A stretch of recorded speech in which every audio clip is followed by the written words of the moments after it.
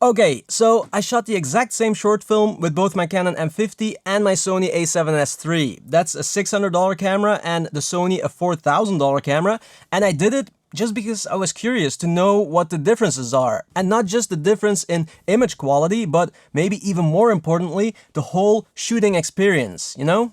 And I can already tell you that in a way, both have advantages.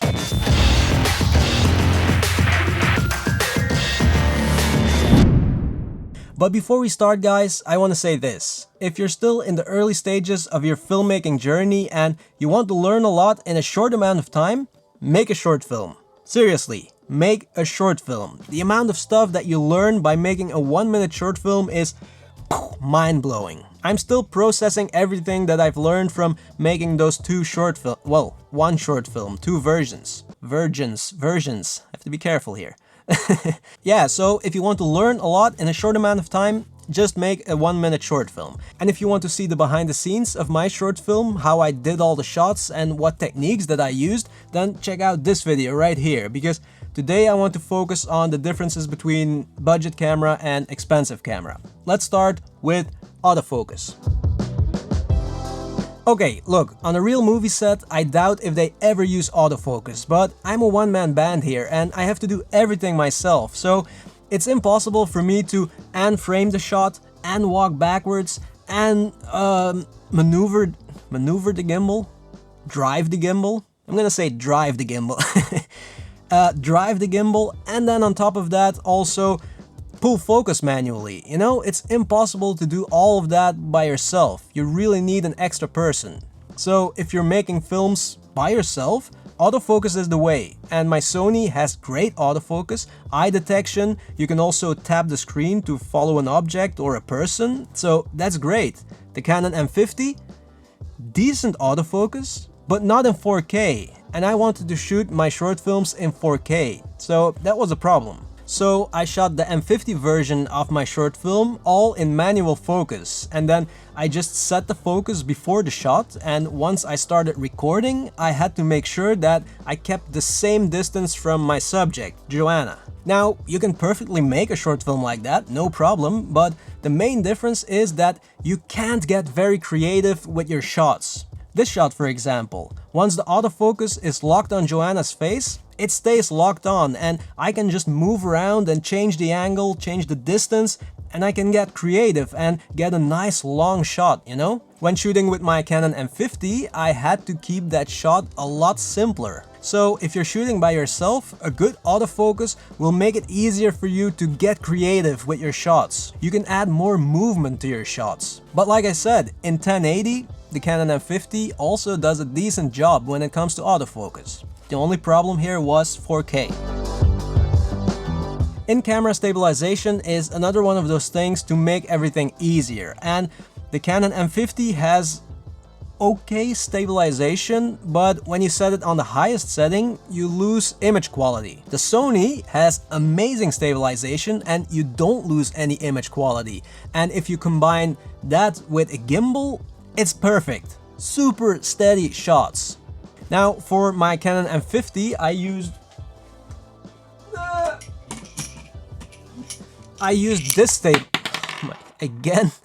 I used this stabilizer, and I mean, the result looked okay because there's a little bit of movement and it works for that short film. But when I'm shooting with my Canon M50, I'm just more limited when it comes to stabilization. When I put my Sony on a gimbal with stabilization turned on, it's perfection. It's super steady. So with the Sony, I can go from shaky handheld to super steady shots. It's a lot more versatile. But the M50 held up pretty damn good if you ask me. You see, I'm not gonna say anything bad about this little camera because I still love it.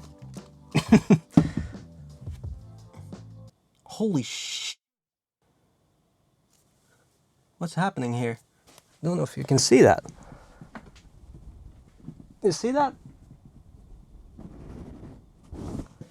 My skin is coming off. I think I'm rubbing over the table too much with my elbows. Wow, that's new. Anyway, let's just continue. So, on my Canon M50, I used the neutral color profile. no log profile or anything, and the dynamic range of the Canon M50 is also not great, so I had to make decisions sometimes. Am I gonna expose for the highlights or the shadows? Also, I had to make absolutely sure to get the correct exposure because recovering detail in post is almost impossible. Now, when I shot with my Sony a7S III, I shot in S-Log3. It's the profile that gives you the most dynamic range. Now, some of you might think, oh, but that makes it a lot easier, right? Because you have a little bit of wiggle room when it comes to exposure. If you underexpose it, you can recover it. If you overexpose it, you can also recover it. No. Wrong. Because S-Log3 gets super noisy when you underexpose it a little bit, especially in low light. Even more noisy than my Canon M50. The thing with S-Log3 is that you have to overexpose it with almost 2 stops. 1.7 is perfect. And then it's super clean and you have a massive amount of dynamic range and detail in the shadows and in the highlights. But once you underexpose, it all falls apart. The shadows get super noisy. So for both cameras, I had to make sure to nail the exposure dead on. That being said, the footage coming out of the Canon M50, it is what it is. You can color grade it minimally, but not too much, because then you'll destroy the image. If you shoot in S-Log3 and you nail the exposure, then you can do whatever you want with that image, because you have all the detail and all the dynamic range. So what's better then? Well, if you're a beginner or you want to keep it simple, S-Log3 is not an option because it will make everything so much more complicated. Just stick to a standard profile and it is what it is and it looks good. Now, if you want to color grade, S-Log3, perfect. But just remember, it's a pain in the ass. Not much to say here, guys. The Sony wins hands down. The amount of detail is amazing. 4K looks great. But the thing is, you really have to get in there and look at the details, you know? And sadly, YouTube compression destroys a lot of those details. So you can't really enjoy and admire all the goodness of that image. Also, the general look of the image, it feels different.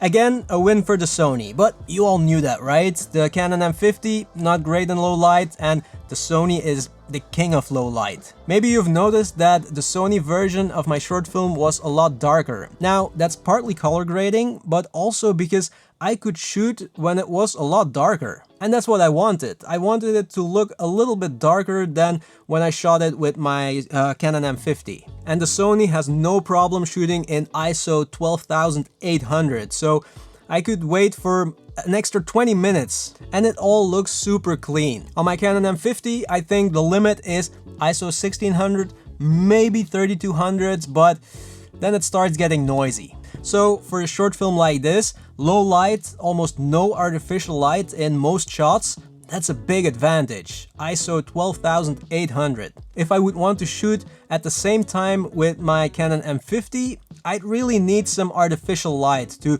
light up the shadows. Color grading. Guys, don't talk to me about color grading ever again. No, I'm kidding, but wow, what a pain in the ass. I usually use the Film Convert plugin and it works great. It's fast, it gets me good results, but for this short film, I wanted to try some manual color grading because I had a look in my head that I wanted. With the M50, it's easy. You get what you see what you get, you know? And then you can tweak it minimally, that's it. It looks good. But when shooting in S-Log3, you start from zero and you have to make it look good. You probably also saw that I took down the first version of my Sony short film, but that was because there were some mistakes that I couldn't get over. There were some inconsistencies and a power window that was kind of off. No one really noticed, but I noticed, and that was enough. And actually, honestly, the latest version is still not how I want it, because I noticed that some of the shadows are crushed in some shots, and depending on what browser you're using, it looks weird sometimes. And I think that's because I crushed the shadows. But here's what made it so difficult. So the thing is, I wanted to make it look kind of dark, but of course, I can't shoot when it's pitch black, even with my Sony a7S III. I just wanted to feel that it was like almost dark. But the problem is that you can only get that look 5 minutes each day. Because before that it's too bright and after that it's too dark. And I wanted to finish this short film in a week and not like half a year, you know? Come back every day and shoot for 5 minutes. So I started shooting right after sunset, 5 minutes after, and then until half an hour. But the thing is, 5 minutes after sunset looks completely different compared to half an hour after sunset. So in post, I had to match all those shots that they all looked the same. Now, the thing is, you can make a brighter shot look darker, but you really need a professional to do it believable. Because it's not just a matter of shifting the white balance to blue, it's also the contrast and there's other colors that come into the image, you know, it's... And I'm not a pro. I failed. I failed. I wanted to do more than what I'm capable of right now, but I'm working on it. I'm watching YouTube videos of professional colorists and I'm also working on a new color grade, but I'm gonna keep it more to the natural look, what it looked like when we were filming it. I don't want to go like all crazy because it's just too difficult for me right now. I'm gonna upload it soon and then I'm also gonna ask you guys what you think is the best version, what you think is the best looking version. But anyway, guys, if there's one thing I can say, whether you have a budget camera or a more expensive camera, go make a short film if you want to learn a lot of stuff in a short amount of time. And don't worry if you have a good camera or a bad camera, any camera will do. Most cameras are good cameras, by the way. So go make a short film right now and you'll learn so much that your brain won't be able to process it. That sounds bad, but it's good, trust me. Thank you so much for watching and I'll see you in the next one. Oh!